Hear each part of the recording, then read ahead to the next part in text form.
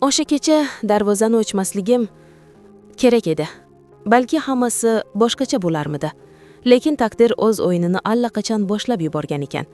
Erimning do'sti deb bilgan insonim bir kun kelib, mening eng yaqin sirdoshimga, mening gunohimga va yashirin baxtimga aylanishini tushunmagan ekanman.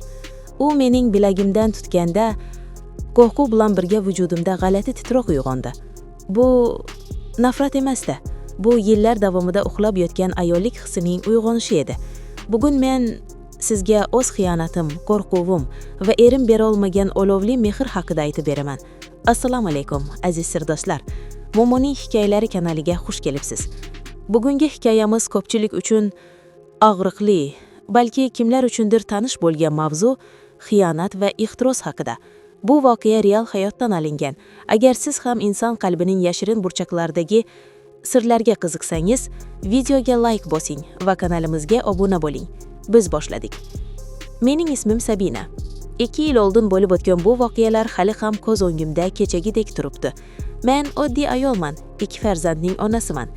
Tashqaridan qaraganda hayotim havas qilgudek, erim var, bolalarim sog'lom, uy-joyimiz joyida. Lekin ayol kishining ichki dunyosi faqat ko'rinadigan narsalardan iborat emas ekan. Erim u yomon inson emas, mehnatkash, oilam deydi. Lekin oxirgi paytlarda o'rtamizda qandaydir sovuqlik, masofa paydo bo'lganda. U doim ish, tashviq, pul topish ilinjida meni ayol sifatida, nozik xilqat sifatida ko'rmay qo'ygandik edi. Suhbatlarimiz faqat ro'zg'or va bolalar haqida bo'lib qolgandi. Erimning bir yaqin do'sti bor edi. Ismi Jasur. Ismlar o'zgartirilgan. U biznikiga tez-tez kelib turardi. Bo'ydoq, uylanmagan, kelishgan va ko'zlari doim kulib turadigan yigit. Erim bilan choyxonalarda o'tirishar, ba'zan uyimizda mehmon bo'lishardi. Men unga shunchaki erimning do'sti, uka qatori qarardim. Hech qachon xayolimga yomon fikr kelmagan. Lekin o'sha kuni hammasi o'sha kuni o'zgardi. Kechki payt edi. Erim uyda yo'q, qayergadir chiqib ketgandi. Darvoza qattiq taqilladi. Chiqib qarasam Jasur. Uning holati g'alati edi. Ko'zlari qizargan, og'zidan spirtli ichimlik hidi kelib turardi. U mast edi. "Akam qanilar?" deb so'radi u chayalib. "Uyda yo'qlar, chiqib ketdilar" dedim. Men biroz cho'chib tezroq eshikni yopmoqchi bo'ldim. Shunda u kutilmagan ish qildi.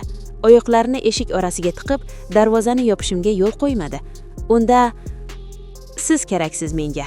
Kelin", dedi u xirillagan ovozda va mening bilagimdan mahkam ushladi. Yuragim tovonimga tushib ketdi. Qo'rquvdan qaltirab qoldim. "Nima qilyapsiz? Qo'yib oling. Jinnimisiz?" siltandim.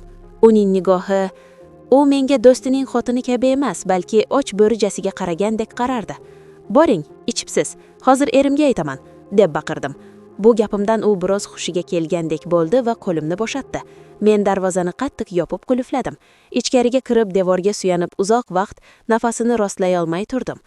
Qo'rquv bilan birga tan olgim kelmasa ham, yuragimning bir chekkasida meni kimdir ayol sifatida xohladi degan taqiqlangan, ammo yoqimli bir his uyg'ongandek bo'ldi. Erim kelganda hech narsa aytmadim. Ayta olmadim. Noto'g'ri tushunadilar, do'sti bilan urushib qoladi, baloga qolaman deb qo'rqdim. "Tinchlikmi? Kayfiyating yo'q" deb so'raganida, "Boshim og'riyapti" deb qutuldim. O'sha voqeadan keyin Jasur ko'rinmay ketdi. Men ham unutishga harakat qildim. Kunlar o'tib, erim Rossiyaga ishlashga ketishga qaror qildi. Uy-joyni ta'mirlayman, mashina olamiz deb reja tuzdi. Men rozi bo'ldim, lekin ichimda yolg'iz qolishdan qo'rqardim. Ketishidan oldin bozorcha qilgani chiqdik. Erimga keyin-kechak yo'l anjomlari olardik. Tasodifni qarangki, bozorda Jasurni ko'rib qoldik. U bizni ko'rdi-yu, to'g'ri yonimizga keldi. "Oh, do'stim, Rossiyaga ketyapsanmi?" Quchoqlashib ko'rishdi. Keyin menga qaradi. O'sha nigoh, o'sha mast holadagi vahshiy nigoh emasdi. Bu safar uning ko'zlarida ayyorona, sirli va ma'noli tabassum bor edi. "Yaxshimisiz, kelin?" dedi u ko'zini uzmay. Men yerga qaradim. "Yaxshi", dedim pichirlab. U erimga gapirardi-yu, lekin butun diqqati menda ekanligini terim bilan his qilardim. Uning bu qarashi butun vujudimni qizdirib yubordi. Erim esa hech narsani sezmasdi. U do'sti bilan hazillashib xayrlashdi. Uyga qaytdik. 4 kundan keyin erimni kuzatdim. Aeroportda xayrlashdik. U ketdi. Uy huvillab qoldi. 2 bola bilan yolg'iz qoldim. Tunlari devorlar menga qarab turgandek, yolg'izlik bo'g'ozimdan olgandek bo'lardi. Erimning o'rni bo'sh, Ko'rpa sovuq. Ayol kishi uchun erining uzoqda bo'lishi bu nafaqat sog'inch, balki himoyasizlik hissi hamdir. Erim ketganiga endigina 4 kun bo'lgandi. Hali o'rganishga ulgurmagandim. Yarim kechasi soat 12lar atrofida darvoza sekin taqilladi. Kim bo'lishi mumkin? Qo'shnilarmi yoki biror gap bo'ldimi? Chiqib kim u deb so'radim. Kelin, menman, Jasurman. Darvozani oching. Sizda gapim bor, muhim, dedi tanish ovoz. Yuragim dukunlab ketdi. Yarim kechasi erkak kishi. Nima gap ekan? Ertaga kelsangiz bo'lmaydimi? Dedim. Yo'q, hozir gaplashishimiz kerak. Iltimos, oching, dedi u qat'iy. Qo'rqibsa, qulfni ochdim. U ostonada turardi. Bu safar hushyor, o'ziga qarab olgan, ifora demoqda urilardi. Nima gap? So'radim men. U hech narsa demay to'g'ri mening qo'limdan ushladi. Uning kaftlari issiq va kuchli edi. Kelin, Sabina, ikkalamiz gaplashib olishimiz kerak. Do'stim bilmaydi. Xavotir olmang, dedi u ko'zlarimga tikilib. Men qo'limni tortib olishga urindim. Jinnimisiz? Qo'limni qo'yib oling. Do'stingizning xo'tiniman-ku. Uyat emasmi? Dedim, g'azab va hayajon aralash. U esa pinagini ham buzmadi. Bir qadam yaqinlashdi. Nima qiribdi? Do'stlik o'z yo'liga, ko'ngil o'z yo'liga. Men sizni ancha vaqtdan beri kuzataman, dedi u past ovozda. Uning bu gapi o'ziga bo'lgan ishonchi va jasorati meni dovdiratib qo'ydi. Telefon raqamingizni bering, dedi u buyruq ohangida emas, iltimos ohangida. Men nima qilayotganimni bilmasdim. Aqlim yo'q deb baqirardi, lekin yolg'izlikdan charchagan, e'tiborga muhtoj qalbim ber dedi. Balki shayton masvasasidir, balki taqdir. Men raqamimni berdim. U jilmaydi. Kutaman, dedi va tun bag'riga singib ketdi. O'sha tundan boshlab telefonim tinmadi. U qo'ng'iroq qilardi, xabarlar yozardi. Boshida men unga sovuq muomala qildim. Erim bor, bezovta qilmang derdim, lekin u taslim bo'lmadi. U shunday so'zlar topardiki, erimdan yillar davomida eshitmagan maqtovlarni, erkalaslarni undan eshitardim. Siz go'zalsiz, siz baxt bo'lishga loyiqsiz, sizni sog'indim. To'g'risi, o'zim ham zerikkan edim. Erim uzoqda, faqat pul haqida gaplashamiz. Jasur esa, u meni ayol sifatida his qildirardi. Oxiri men sindim. Erimning do'stini yoqtirib qoldim. Uchrashdik, u menga sovg'alar olib kelardi. Erim olib bermagan, balki xayoliga ham kelmagan narsalarni u bir og'iz so'zim bilan muhayyo qilardi. Eng muhimi, u menga vaqt ajratardi, meni tinglardi. Bizning munosabatlarimiz shunchaki gaplashishdan o'tib ketdi. Ehtirosning olovi ikkimizni ham qamrab oldi. U juda baquvvat, kelishgan yigit edi. U bilan bo'lgan lahzalarimda men o'zimni dunyodagi eng kerakli ayoldek his qilardim. Uning quchog'i, yerda men hamma narsani unutardim. Vijdon azobini ham, xiyonatni ham, erimni ham. Ba'zan ichib olardi. Shunday paytlarda yarim kechasi bo'lsa ham uyimga kelardi. Sabina, oching, derdi. Men ochardim. Bolalarim uxlagan, uy tinchit. U kirardi va biz tonggacha birga bo'lardik. Ertalab quyosh chiqmasdan u ketardi.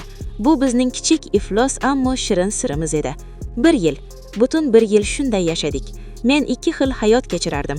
Kunduzi iffatli ona va xotin, kechasi esa ehtiros qula. Har qanday sirning badali bo'ladi. Men homilador bo'lib qoldim. Bu xabarni bilganda dunyo ko'zimga qorong'u bo'lib ketdi. Eri 1 yildan beri Rossiyada. Bu bolani qanday tushuntiraman? Shamoldan bo'ldi demanmi? Qo'rquv butun vujudimni egallab qoldi. Agar erim bilsa meni o'ldiradi. Shusiz ham sharmanda bo'laman. Bolalarim yetim qoladi. Jasurga aytdim. U 3 qoldi. Keyin o'zing bilasan, lekin bu bola tug'ilmasligi kerak, dedi. U ham mas'uliyatdan qochdi. Men shifokorga bordim. Qaltirab, yig'lab, o'z farzandimdan, o'z gunohimning mevasidan voz kechdim. O'ldirib tashladim. Operatsiya stolidan turganimda o'zimni bo'm-bo'sh his qildim. Jismonim ham, ruhim ham og'irdi. Bo'ldi, endi tugataman. Bu oxirgisi deb o'zimga so'z berdim. Lekin inson nafsi yomon ekan, yoki men juda zaifman. Hozir ham haligacha shu bola bilan yuraman. Erim hali ham Rossiyada. Pul jo'natadi, telefonda gaplashamiz. U hech narsani bilmaydi. Men unga sizni sog'indim deyman, lekin xayolimda Jasur turadi. Illijimizda gaplashamiz, ko'rishamiz. Nega? Chunki men Jasurni yoqtirib qolganman. U menga erim bera olmagan hissiyotlarni Jasur beradi. Erimga aytishga tortingan istaklarimni Jasur bilan amalga oshiraman. Ha, men gunohkorman, buni bilaman, lekin hozirgi hayotimda men unsiz yashay olmayman. Bu xiyonat qachongacha davom etadi? Erim kelganda nima bo'ladi? Bilmayman. Faqat shuni bilamanki, hozircha men shu o'yinning ichidaman va undan chiqib ketishga kuchim yetmayapti. Bu mening hikoyam edi. balki meni qoralaysiz, balki nafratlanarsiz, lekin bu haqiqat. Yolg'izlik va ehtiros ayolni nimalarga qodir ekanligini faqat boshidan o'tkazganlar tushunadi. E'tiboringiz uchun rahmat.